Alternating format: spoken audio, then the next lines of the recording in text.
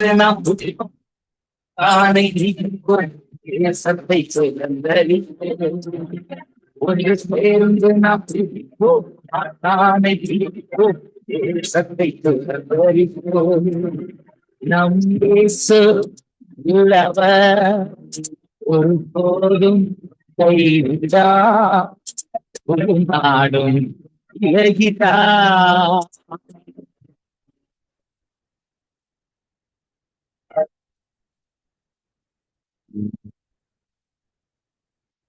நெஞ்சமே முத்திடு இயேசுவை பொருந்துந்த நெஞ்சமே முத்திடு இயேசுவை முத்திடு உண்மையா முத்திடு உண்மையா குறையெல்லாம் நீக்குவார் குறையெல்லாம் நீக்குவார் ஒன்று சேர்ந்து நாம் சிரிப்போம் சாத்தானை ஜெயிப்போம் தேசப்பற்றி வந்தரிப்போம் ஒன்று சேர்ந்து நாம் சிரிப்போம் சாத்தானை ஜெயிப்போம் தேசப்பற்றி வந்தரிப்போம் நம் உள்ளவர் ஒரு போதும் ஈடா ஒரு நாடும் இலகிடா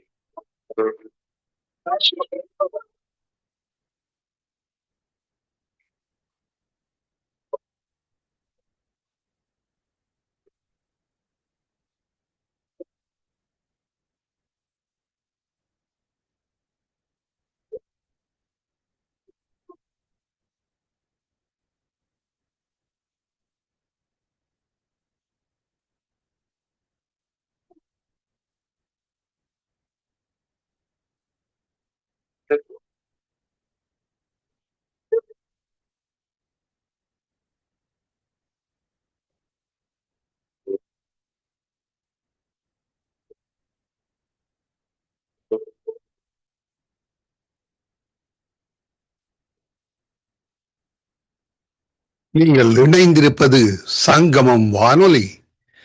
destiny in Jesus Christ Tamil கிறிஸ்தவ வானொலி கனேடிய மண்ணிலிருந்து ஒலிபரப்பாகிறது. மார்க்கு 16:15 மத்தேயு 24:14 வசனத்தின்படி இயேசு சீசர்களை நோக்கி, நீங்கள் உலகெங்கும் போய் சர்வ சிருஷ்டிக்கும் சுவிசேஷத்தை பிரசங்கியுங்கள். ராஜ்யத்தினுடைய இந்த சுவிசேஷம் பூலோகம் எங்குமுள்ள சகல யாதிகளுக்கும் சாட்சியாக பிரசங்கப்படும். அப்பொழுது முடிவு வரும் என்ற வசனத்தின்படி ஆத்துமாக்களை பரலோகத்தில் சங்கமிக்கும் வானொலி சங்கமம். சங்கமம் சங்கமம்.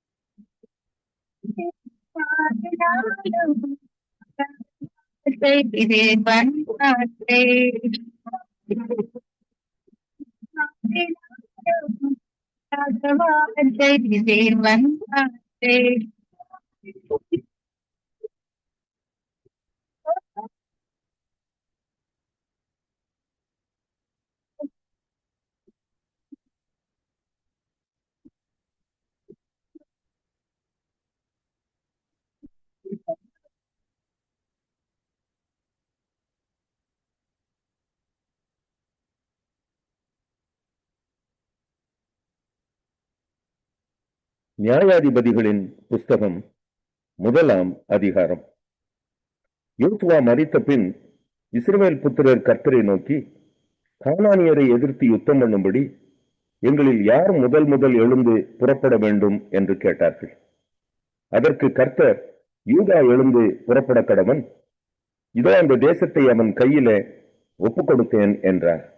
அப்பொழுது யூதா தன் சகோதரனாகிய சிமியோனை நோக்கி, நாம் கானானியரோட யுத்தம் பண்ண நீ என் சுதந்திர பங்கு வீதத்தில் என்னோட கூட எழுந்து வா, உன் சுதந்திர பங்கு வீதத்தில் நானும் உன்னோடு கூட வருவேன் என்றான். அப்படியே சிமியோன் அவனோட கூட போனான்.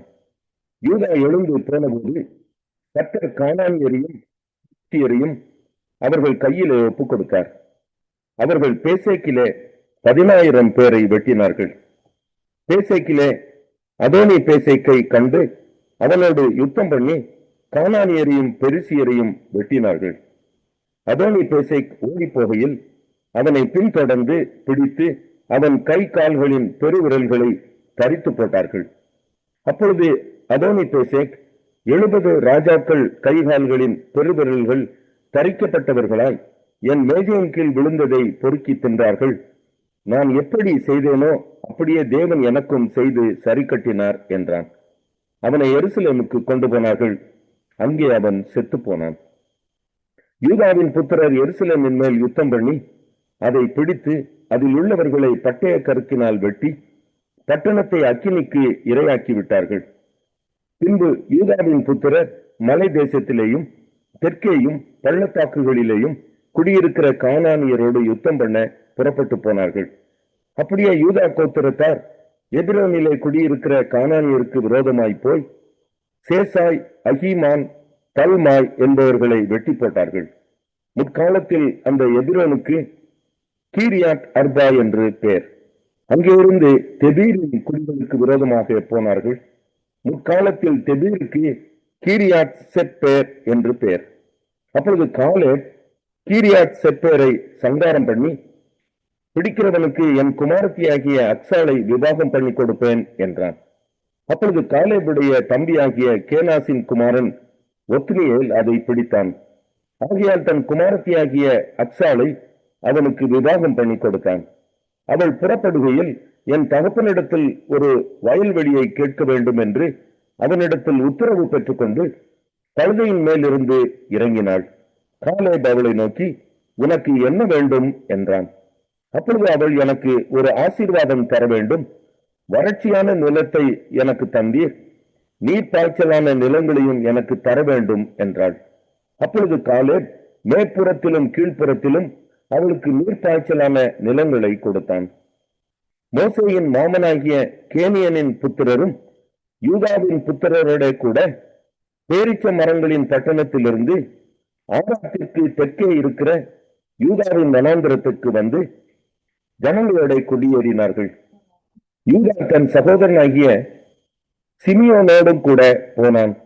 அவர்கள் சேப்பாத்தில் குடியிருக்கிற கானானியரை முறிய அடித்து அதை சங்காரம் பண்ணி அந்த பட்டணத்திற்கு ஒர்மா என்று பெயரிட்டார்கள். யூதா காசாவையும் அதன் எல்லையையும், அஸ்கலோனையும் அதன் எல்லையையும், எக்ரோனையும் அதன் எல்லையையும் பிடித்தான். கர்த்தர் யூதாவோட கூட இருந்ததினால் மலை தேசத்தாரை துரத்தி விட்டார்கள். பள்ளத்தாக்கின் குடிகளுக்கு இருப்பு ரதங்கள் இருந்தபடியினால் அவர்களை துரத்தக்கூடாமற் போயிற்று. மோசே சொன்னபடியே எபிரோனை காலேபுக்கு கொடுத்தார்கள். அவன் அதிலிருந்து ஏனாக்கின் 3 குமாரரையும் துரத்தி விட்டான். பென்யமின் புத்திரர் எருசலேமிலே குடியிருந்த எபூசியரையும் துரத்தி விடவில்லை. ஆகையால் எபூசியர் இந்நாள் மட்டும் பென்யமின் புத்திரரோட கூட எருசலேமில் குடியிருக்கிறார்கள். யோசேப்பின் குடும்பத்தாரும் பெத்தேலுக்கு விரோதமாய் போனார்கள். கர்த்தர் அவர்களோட கூட இருந்தார். யோசேப்பின் புத்திரர் பெத்தேலை வேவு பார்க்க ஆட்களை அனுப்பினார்கள். முன்னே அந்த பட்டணத்திற்கு லூஸ் என்று பெயர். அந்த வேவுக்காரர் பட்டணத்திலிருந்து புறப்பட்டு வருகிற ஒரு மனுஷனை கண்டு, பட்டணத்திற்குள் பிரவேசிக்கும் வழியை உங்களுக்கு காண்பி உனக்கு தயை செய்வோம் என்றார்கள். அப்படியே பட்டணத்திற்குள் பிரவேசிக்கும் வழியை அவர்களுக்கு காண்பித்தான். அப்பொழுது அவர்கள் வந்து பட்டணத்தில் உள்ளவர்களை பட்டய கருக்கினால் வெட்டி அந்த மனுஷனையும் அவன் குடும்பத்தையும் விட்டுவிட்டார்கள். அப்பொழுது அந்த மனுஷன் ஏத்தியரின் தேசத்திற்கு போய் ஒரு பட்டணத்தை கட்டி அதற்கு லூஸ் என்று பெயரிட்டான். அதுதான் இந்நாள் மட்டும் அதன் பெயர். மனாசே கோத்திரத்தார் பெத்சேயான் பட்டணத்தாரையும் அதற்கு அடுத்த ஊர்களின் மனுஷரையும், தானாக் பட்டணத்தாரையும் அதற்கு அடுத்த ஊர்களின் மனுஷரையும், தோரின் குடிகளையும் அதற்கு அடுத்த ஊர்களின் மனுஷரையும், இப்லேயாம் பட்டணத்தாரையும் அதற்கு அடுத்த ஊர்களின் மனுஷரையும், மெகிதோவின் குடிகளையும் அதற்கு அடுத்த ஊர்களின் மனுஷரையும் துரத்தி விடவில்லை. கானானியர் அந்த தேசத்திலே தானே குடியிருக்க வேண்டும் என்று இருந்தார்கள். இஸ்ரவேலர் பலத்த போது கானானியரை முற்றிலும் துரத்தி விடாமல் பகுதி கட்ட பண்ணினார்கள். இப்ராஹிம் கோத்திரத்தார் கேசேரிலே குடியிருந்த கானானியரையும் துரத்தி விடவில்லை. ஆகையால் கானானியர் கேசேரில் அவர்கள் நடுவே குடியிருந்தார்கள். செபுலோன் கோத்திரத்தார் கித்ரோனின் குடிகளையும் நாகலோலின் குடிகளையும் துரத்தி விடவில்லை. ஆகையால் கானானியர் அவர்கள் நடுவே குடியிருந்து பகுதி கட்டுகிறவர்களானார்கள். ஆசேர் கோத்திரத்தார் அக்கோவின் குடிகளையும் சீதோனின் குடிகளையும் அக்லாப், அக்சீப், எல்பா, அக்ரீக் பட்டணங்களின் குடிகளையும் துரத்தி விடவில்லை. ஆசிரியர் தேசத்தின் குடிகளாகிய கானானியரின் நடுவே குடியிருந்தார்கள். அவர்களை அவர்கள் துரத்தி விடவில்லை. நப்தலி கோத்திரத்தார் பெத்ஷிமேசின் குடிகளையும் பெத்தானாத்தின் குடிகளையும் துரத்தி விடாமல் தேசத்தின் குடிகளாகிய கானானியரின் நடுவே குடியிருந்தார்கள். பெத்ஷிமேஸ், பெத்தானாத் பட்டணங்களின் குடிகள் அவர்களுக்கு பகுதி கட்டுகிறவர்களானார்கள். எமோரியர் தான் புத்திரரை பள்ளத்தாக்கில் இறங்க ஒட்டாமல் மலை தேசத்திற்கு போகும்படி நெருக்கினார்கள். எமோரியர் ஏரேஸ் மலைகளிலும் ஆலோனிலும் சால்பீமிலும் குடியிருக்க வேண்டும் என்று இருந்தார்கள். ஆனாலும் யோசேப்பின் குடும்பத்தாரின் கை பலத்தபடியினால் அவர்களுக்கு பகுதி கட்டுகிறவர்களானார்கள். எமோரியரின் எல்லை அக்கரா பீமுக்கு போகிற மேடு. அதிகாரம் பாவத்தை கூட்டும்படி என்ன இல்லாமல் ஆலோசனை பண்ணி என் ஆவியை அல்லாமல் தங்களை மூடிக்கொள்ள பார்க்கிறவர்களும் என் வாக்கை கேளாமல் பார்வையின் பலத்தினாலே பலக்கவும் எகிப்தின் நிழலிலே ஒதுங்கவும் வேண்டும் என்று எகிப்துக்கு போகிறவர்களுமாகிய முறைப்பட்டுள்ள புத்திரருக்கு ஐயோ என்று கர்த்தர் சொல்லுகிறார். பார்வையினுடைய பலன் உங்களுக்கு வெட்கமாகவும் எகிப்தினுடைய நிழலுக்கு உங்களுக்கு லட்சியாகவும் இருக்கும்.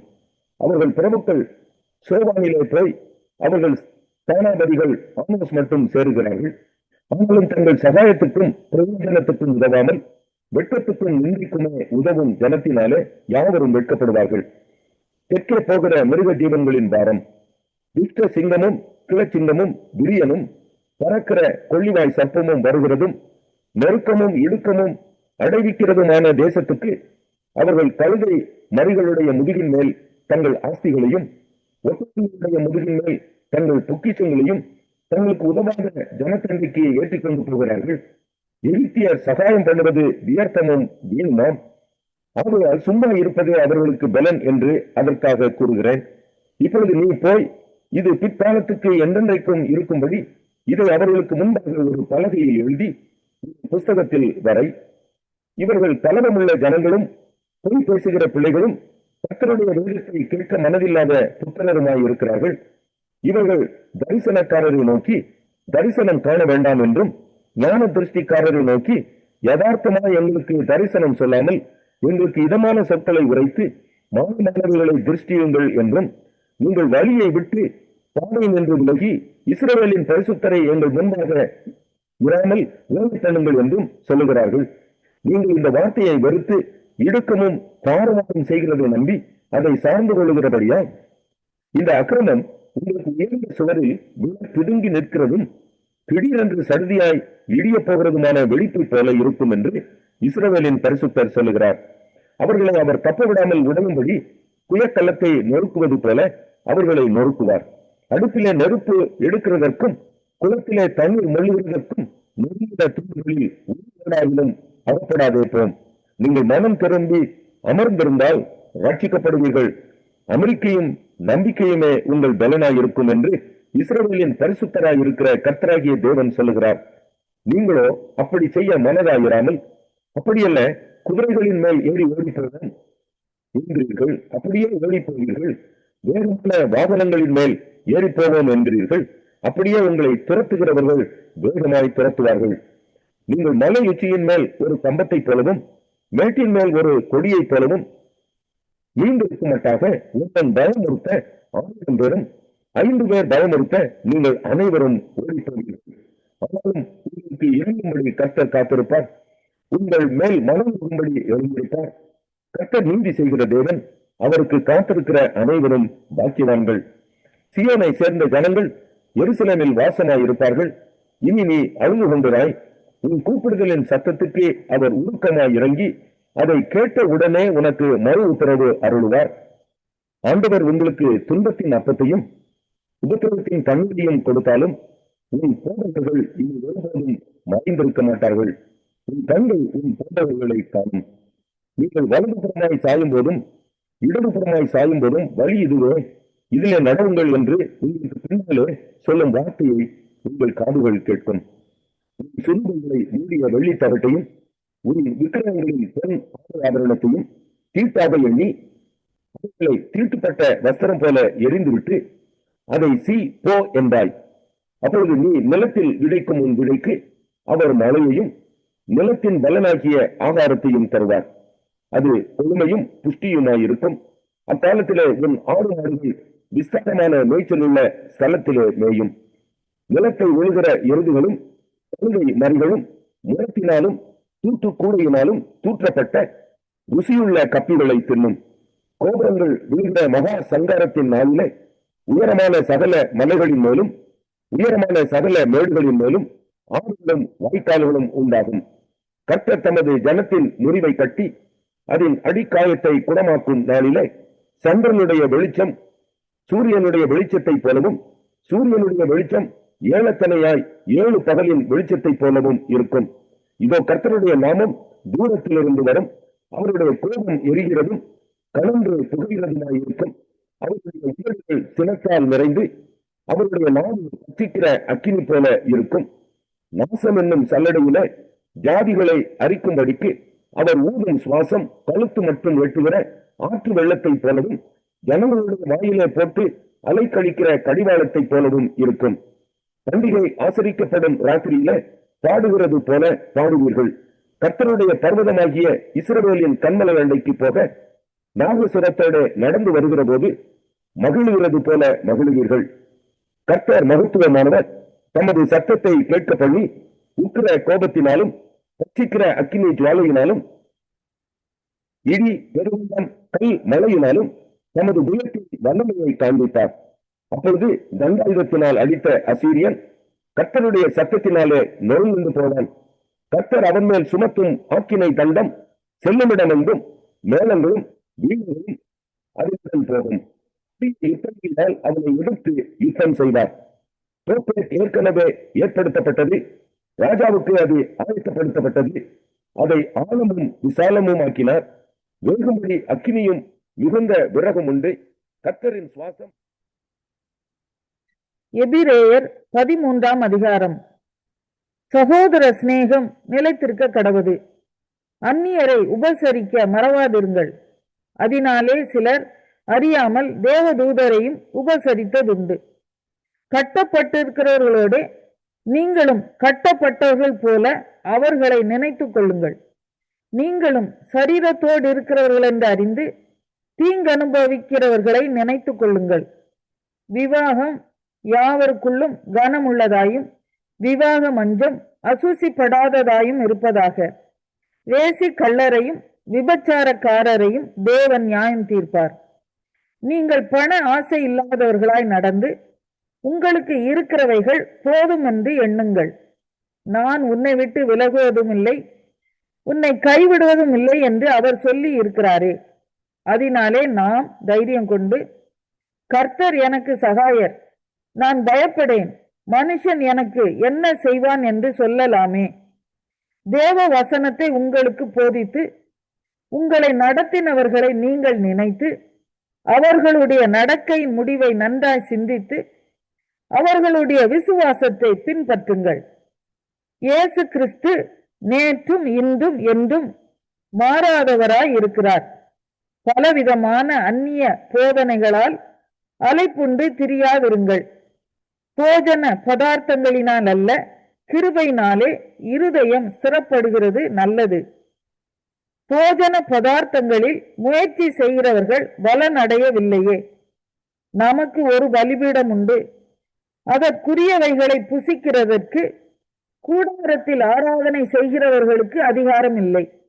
ஏனென்றால் எந்த மிருகங்களுடைய இரத்தம் பாவங்களின் நிமித்தமாக பரிசுத்த ஸ்தலத்துக்குள் பிரதான ஆசாரியனாலே கொண்டு வரப்படுகிறதோ, அந்த மிருகங்களின் உடல்கள் பாளையத்துக்கு புறம்பே சுட்டரிக்கப்படும். அந்தபடியே இயேசுவும் தம்முடைய சொந்த இரத்தத்தினாலே ஜனத்தை பரிசுத்தம் செய்யும்படியாக நகர வாசலுக்கு புறம்பே பாடுபட்டார். ஆகையால் நாம் அவருடைய நிந்தையை சுமந்து பாளையத்துக்கு புறம்பே அவரிடத்திற்கு புறப்பட்டு போக கடவோம். நிலையான நகரம் நமக்கு இங்கே இல்லை, வரப்போகிறதையே நாடி தேடுகிறோம். ஆகையால் அவருடைய நாமத்தை துதிக்கும் உதடுகளின் கனியாகிய ஸ்தோத்திர பலியை அவர் மூலமாய் எப்போதும் தேவனுக்கு செலுத்த கடவோம். அன்றியும் நன்மை செய்யவும் தான தர்மம் பண்ணவும் மறவாதிருங்கள். இப்படிப்பட்ட பலிகளின் மேல் தேவன் பிரியமாய் இருக்கிறார். உங்களை நடத்துகிறவர்கள் உங்கள் ஆத்துமாக்களுக்காக உத்தரவாதம் பண்ணுகிறவர்களாய் விழித்திருக்கிறவர்களானபடியால் அவர்கள் துக்கத்தோடு அல்ல, சந்தோஷத்தோடு அதை செய்யும்படி அவர்களுக்கு கீழ்ப்படிந்து அடங்குங்கள். அவர்கள் துக்கத்தோடு அப்படி செய்தால் அது உங்களுக்கு பிரயோஜனமாய் இருக்க மாட்டாதே. எங்களுக்காக வேண்டிக் கொள்ளுங்கள். நாங்கள் நல் மனசாட்சி உள்ளவர்களாய் எல்லாவற்றிலும் யோக்கியமாய் நடக்க விரும்புகிறோம் என்று நிச்சயித்திருக்கிறோம். நான் அதி சீக்கிரமாய் உங்களிடத்தில் வரும்படிக்கு நீங்கள் இப்படி வேண்டிக் கொள்ளும்படி அதிகமாய் கேட்டுக்கொள்கிறேன். நித்திய உடன்படிக்கையின் இரத்தத்தினாலே ஆடுகளுடைய பெரிய மேய்ப்பரான நம்முடைய கர்த்தராகிய இயேசுவை மரித்தோரிலிருந்து ஏறி வர பண்ணின சமாதானத்தின் தேவன் இயேசு கிறிஸ்துவை கொண்டு தமக்கு முன்பாக பிரியமானதை உங்களில் நடப்பித்து நீங்கள் தம்முடைய சித்தத்தின்படி செய்ய உங்களை சகலவித நற்கிரியையிலும் சீர் பொருந்தினவர்களாக்குவாராக. அவருக்கு என்றென்றைக்கும் மகிமை உண்டாவதாக. ஆமேன். சகோதரரே, நான் சுருக்கமாய் உங்களுக்கு எழுதின இந்த புத்திமதியான வார்த்தைகளை நீங்கள் பொறுமையாய் ஏற்றுக்கொள்ளும்படி வேண்டிக் கொள்கிறேன். சகோதரனாகிய தீமோத்தேயு விடுதலையாக்கப்பட்டான் என்று அறிவீர்களாக. அவன் சீக்கிரமாய் வந்தால் அவனுடனே கூட நான் வந்து உங்களை காண்பேன். உங்களை நடத்துகிறவர்களையும் பரிசுத்தவான்கள் யாவரையும் வாழ்த்துங்கள். இத்தாலியா தேசத்தார் யாவரும் உங்களுக்கு வாழ்த்துதல் சொல்லுகிறார்கள். கிருபையானது உங்கள் அனைவரோடும் கூட இருப்பதாக. ஆமேன். கிறிஸ்துவுக்குள் அன்பான அன்பு உள்ளங்களை, இன்றைய நாளிலும் ஒரு புதிய வாக்குத்தத்தத்தோடு உங்களை நான் வாழ்த்துவதில் நான் மிக்க மகிழ்ச்சி அடைகிறேன். இன்றைய நாளிலும் 5ஆம் தேதி ஜூன் மாதம் 2025 ஆண்டு வியாழக்கிழமை, இந்த காலை வேளையிலும் நம்முடைய தேவனாகிய கர்த்தர் நமக்கு கொடுக்கிற ஒரு அருமையான ஒரு வாக்குத்தத்தம் என்னவென்றால், என் ஜனங்கள் நான் அளிக்கும் நன்மையினால் திருப்தி ஆவார்கள் என்று சொல்லி இந்த நாட்களிலே ஆண்டவர் சொல்லுகிறதை பார்க்கிறோம். அன்பு பிள்ளைகளே, இன்றைய நாட்களிலே தேவன் நமக்கு அளிக்கிற நன்மைகளை இந்த நாட்களிலே நாங்கள் பொறுத்திருந்து பார்ப்போம். அந்த நன்மையினாலே வருகிற பலன் என்னவென்றால் திருப்தியை அடைவார்கள் என்று சொல்லி இன்றைக்கு நாங்கள் காணக்கூடியதாக இருக்கிறது. அருமையான கர்த்தருடைய பிள்ளைகளே, வேதம் சொல்லுகிறது, ஆண்டவராய் இயேசு கிறிஸ்து இந்த பூமியிலே வாழ்ந்த காலத்திலே அங்கே அவர் நன்மை செய்கிறவராய் சுற்றி திரிந்தார் என்று சொல்லி இந்த நாட்களிலே பார்க்கிறோம்.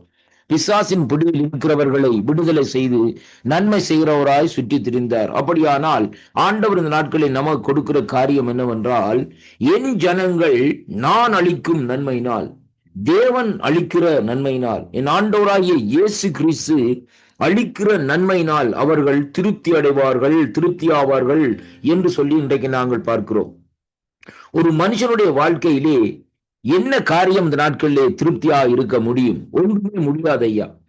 பணம், எவ்வளவு பணம் இருந்தாலும், பணம் ஐஸ்வர்யவான் இந்த நாட்களிலே பணத்தையே இச்சித்துக் கொண்டிருப்பான், திருப்தி அடைய மாட்டான். அருமையான கர்த்தருடைய பிள்ளைகளே, அதாவது என்ன பொருள்களிலே நாங்கள் ஆசைப்பட்டாலும் அதை இவ்வளவுதான் இந்த நாட்களில் இருந்தாலும் அதிலே எங்களுடைய வாழ்க்கையிலே திருப்தியே இந்த நாட்களிலே வராது. ஆனால் வேதம் அப்படி சொல்லவில்லை.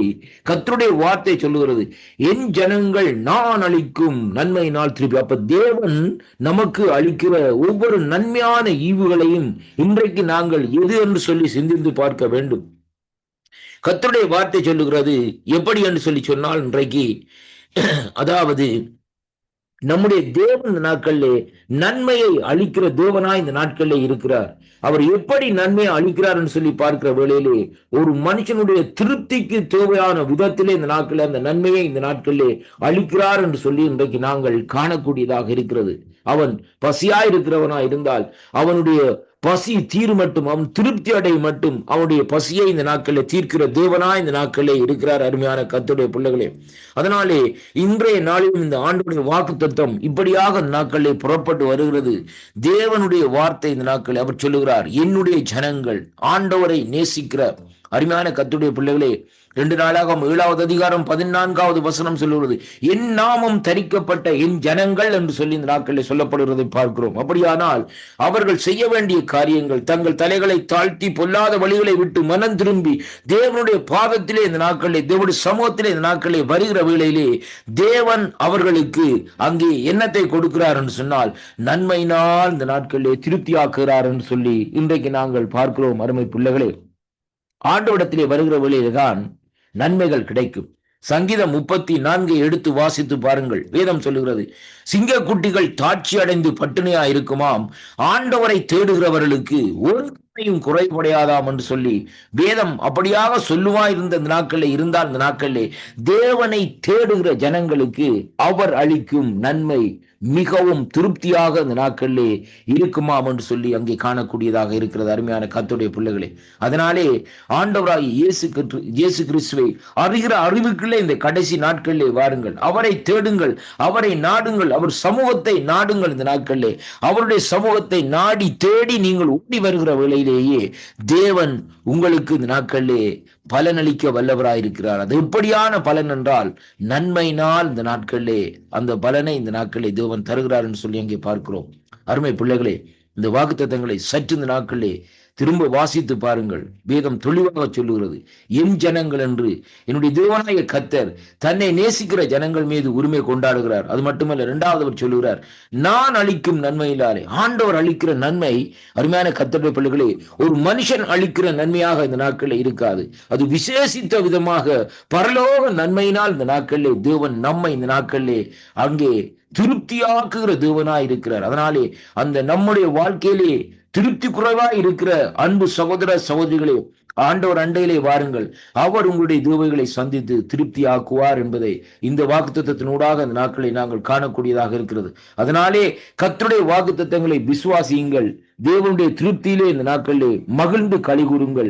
கர்த்தர் இந்த வாக்குத்தத்தங்களை கேட்கிற ஒவ்வொரு பிள்ளைகளையும், ஒவ்வொரு சகோதரி வாழ்வ தம்பி வாழ்வ தங்கச்சிமார்களையும் கர்த்தர் நிறைவாக ஆசீர்வதிப்பாராக என்று ஆண்டவராகிய இயேசு கிறிஸ்துவின் நாமத்திலே வாழ்த்தி ஆசீர்வதிக்கிறேன். கர்த்தருக்கு மகிமை உண்டாவதாக. ஆமீன், ஆமீன், ஆமீன்.